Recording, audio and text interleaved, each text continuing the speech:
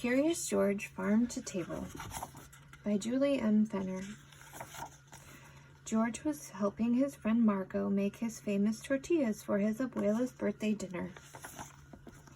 George reached for a bag on the windowsill, but it accidentally fell to the ground. "Don't worry, George," said Marco. "That's the masa, or cornmeal. We use it to make tortillas. I'm sure we have more." Marco looked in the cupboard. "Uh-oh, I thought we had more," he said. George had an idea. He knew exactly where they could find the masa Marco needed. They walked to the local grocery store and asked the store clerk, "Masa? Oh, I'm sorry, I just sold the last bag." "Oh, but I promised my grandmother I would make tortillas for her birthday," said Marco. "Beep, beep, you're in luck. The delivery man is here," said the store clerk. "Ah, my Uncle Enrique," Marco exclaimed. "Let's ask him for more masa." "Uncle Enrique, today is Abuela's birthday. I want to make her tortillas, but I don't have any masa," said Marco. "Ah, no masa?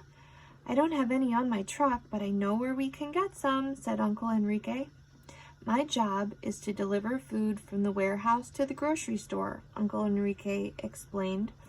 "Let's drive to the warehouse to get more masa." Unfortunately, the warehouse manager said they did not have any masa. "I'm waiting for a shipment, but hold on." She took them to a different part of the warehouse. "You might find one bag up there," she said, pointing to the top shelf. Luckily, George was an expert climber. When he reached the top, he saw the masa. George had saved the day. With the bag tucked under his arm, George started to climb down the shelf. "Wait, George, toss the masa to me," shouted Uncle Enrique. "I'll catch it." So George tossed the bag. Just then the warehouse manager yelled, "Watch out!" to another employee. Distracted, Uncle Enrique looked away and the bag fell to the ground and burst open. As they left the warehouse, Uncle Enrique said, "I'm so sorry, Marco. Abuela won't have tortillas for her birthday and it's all my fault." They climbed back into the delivery truck. George looked at the back of the empty bag. He pointed to the picture. "George, you're right. That's the mill where they make the masa. There's even an address, and it's not too far away," said Uncle Enrique. So they decided to drive to the mill. Inside the mill, a worker showed them how masa is made. Grains like corn and wheat come into the mill and are cleaned and inspected. Then the grains are put into a grinder and come out as cornmeal or flour. Next, it is sifted to remove the parts we don't need. Finally, the cornmeal or flour is bagged and shipped to the warehouse. "Could we have one bag of masa?" asked Uncle Enrique. "Oh, I'm sorry. Our corn comes from local farmers, but there wasn't enough rain this year and the drought delayed the corn harvest. No corn, no masa." George knew a local farmer who grew corn.